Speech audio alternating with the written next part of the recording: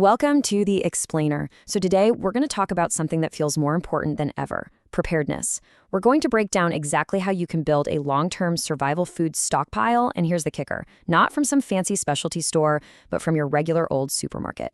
So when I say survival food, what pops into your head? Is it those super expensive freeze-dried meals? You know, military MREs? A lot of people think being prepared is complicated and way too pricey. But what if I told you the real answer, the key to self-reliance, is just waiting for you at your local grocery store?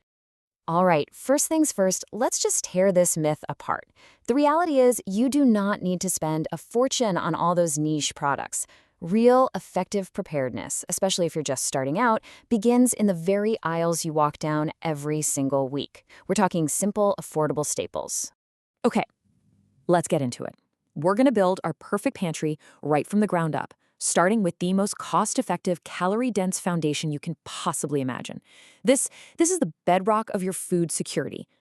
Look, it's probably not a huge surprise, but the undisputed champions here are rice and beans, the original dynamic duo. But why?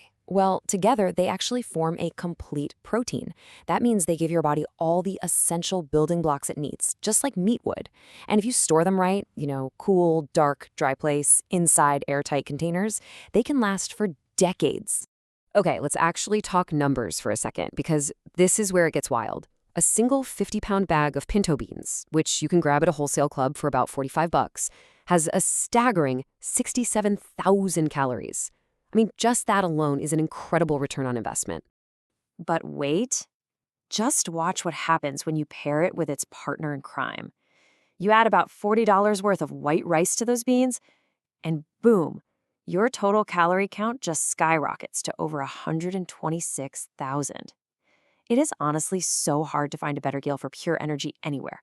Period. So here's the bottom line, the really crucial point. For about $85, that's less than what a lot of families spend on groceries in a single week, you've just secured over 100 days of food. Now that's based on a 1,200 calorie a day survival diet. We're talking more than 3 months of security. That is an absolutely incredible baseline for anyone to have.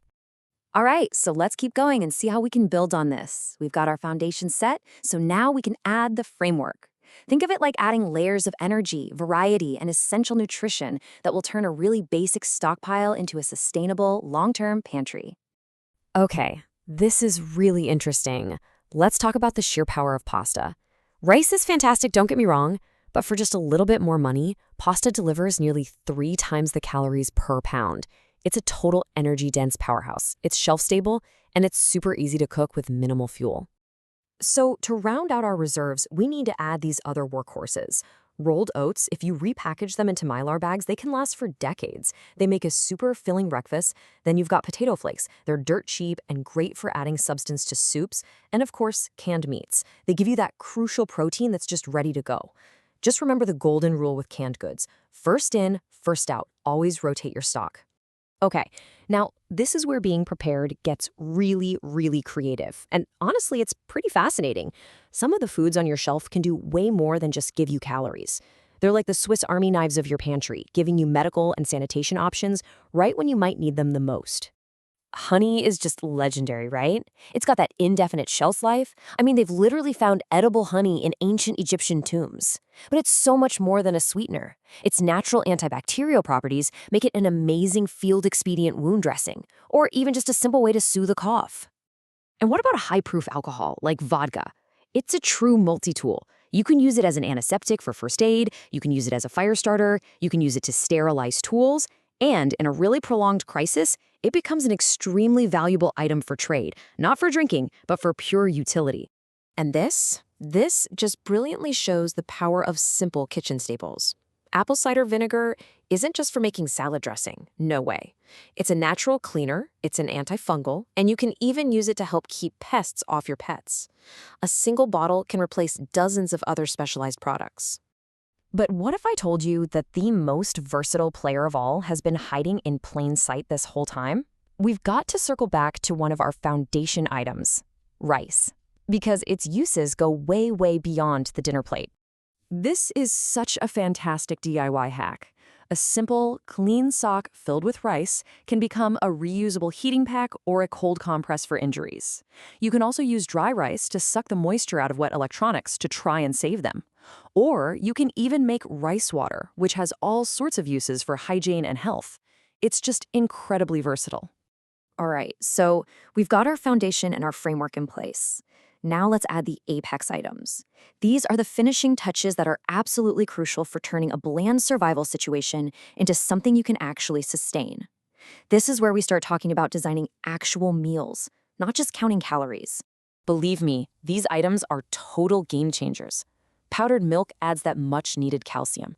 Protein powder is perfect for easy nutrition for someone who's sick or injured. Ghee, that's clarified butter, is a shelf-stable fat, and you have to remember, fat is like high-octane fuel for your body in a crisis. And please, never ever underestimate spices. They are what make a daily meal of rice and beans not just edible, but actually enjoyable. And finally, please don't overlook the huge psychological side of all of this. For so many people, a simple cup of coffee provides a routine, a sense of normalcy that is absolutely priceless in a crisis. And having a stock of multivitamins, that's your nutritional insurance. It fills in any gaps in your diet if things drag on for a while. So there you have it. We've totally dismantled the myth that being prepared is only for specialists with a ton of money.